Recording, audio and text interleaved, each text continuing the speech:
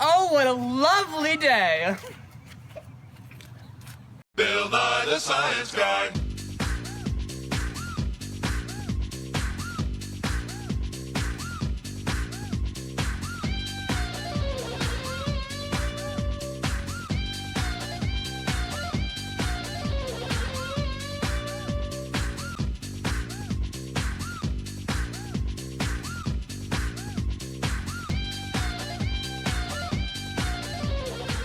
Bill Nye the Science Guy.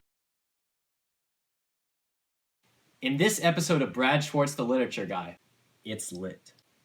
We will address the throes of love and its multiple outcomes, whether they be good, bad, or ugly.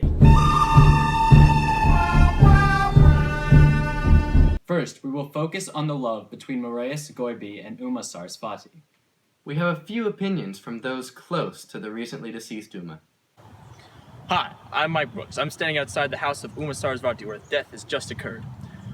Hi, ma'am. What's your name? Aurora Zagoibi. Do you believe that Uma truly loved Marius? She deserved her death. Really?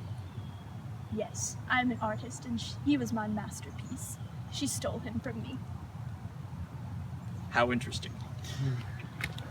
Hello, sir. What's your name? Marius Zagoibi. Do you believe that Uma truly loved him? I used to think that she loved me, but now I realize that she's a gold digger from way over town who digs on me. Now I ain't saying she a gold digger, but she ain't messing with no broke. How intriguing. Back to you, Brad. Oh, how sad it is to see money transform something as pure as love into something so corrupt. In contrast, there is still love well kept in the world today, such as the love between Othello and Desdemona. They met at Brabantio's elaborate parties. When Othello would tell crazy stories, Desdemona listened in awe. She fell in love with the things she heard and discovered about him. Ah, yes. The purity of true love is endless and awesome. But love comes in different forms. There is also the love of a father for his son, shown in the beautiful poem by George Herbert titled Love 3. It's Ken, live from the scene of starving artist George Herbert, who is just in desperate search of love. Herbert found himself guilty of dust and sin on the street. Tragic.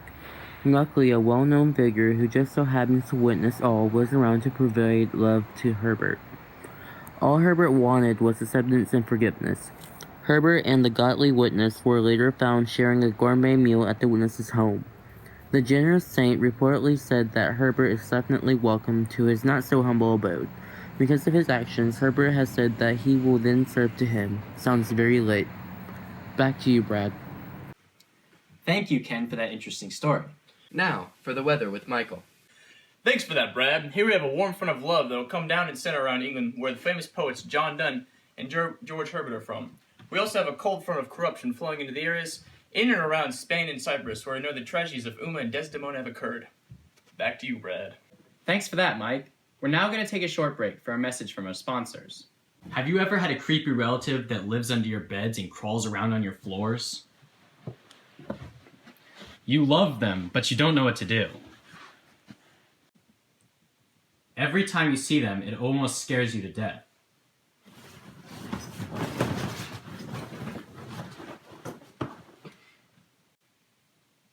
Well, now we have a solution to your problems. The new pesticide gun. It shoots apples at your relatives. Make sure that you will never be infested with giant bugs ever again. He's not dead, just severely maimed. We interrupt your regularly scheduled broadcast for this breaking news from the literature world. Othello and Desdemona have been found dead in their private suite. We go to you now live with Kayla on the scene in Cyprus. It is a sad event that has occurred here today. The courageous General Othello has been found next to his beautiful wife Desdemona. The investigation is still in progress and the deaths are inconclusive, but the initial reports say there may have been foul play or a third party involved. Thank you, Kayla. We will keep you updated on this story. In the sports world tonight, live from the Las Vegas Superdome, is the WWE Wrestling. Tonight, we will see two champions in their own realms square off. John Donne is a master of the metaphysical, His flow is absurd, and he spits bars like it's his job. The defending champion, Death, is a truly scary figure. Death has claimed the lives of every past creature known to this earth. We will see what John Dunn has to say about this. And now, to me. Here we are live from the Superdome in Las Vegas. In this corner, weighing in at 0 pounds because he's a supernatural creature. Death!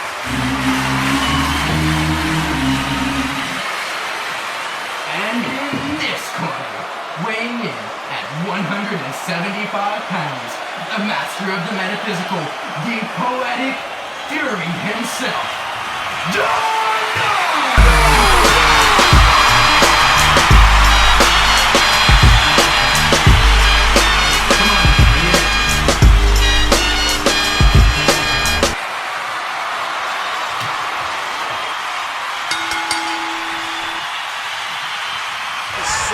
Watch out, watch out, watch out, watch out!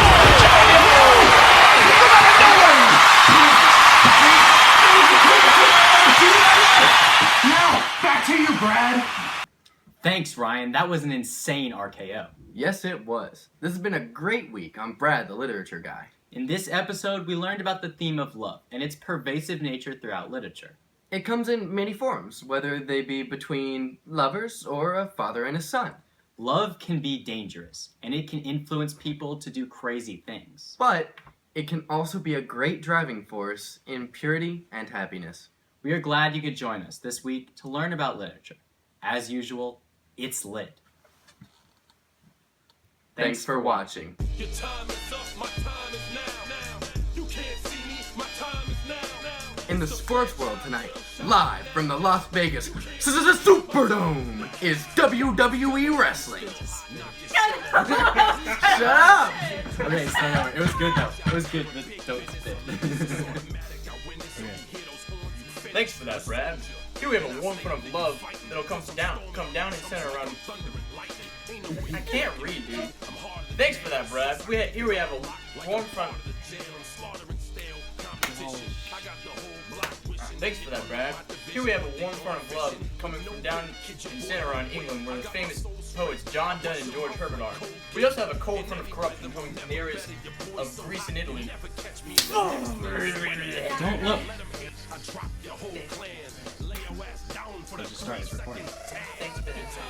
Come on, guys. Go. Thanks for that, Brad.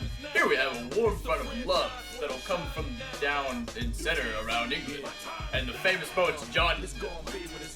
We also have a cold front of corruption flowing into the areas around Spain and Cyprus, where we know the tragedies of Uma and Desdemona has occurred. Take that one more time. I don't know the recipe for dodo.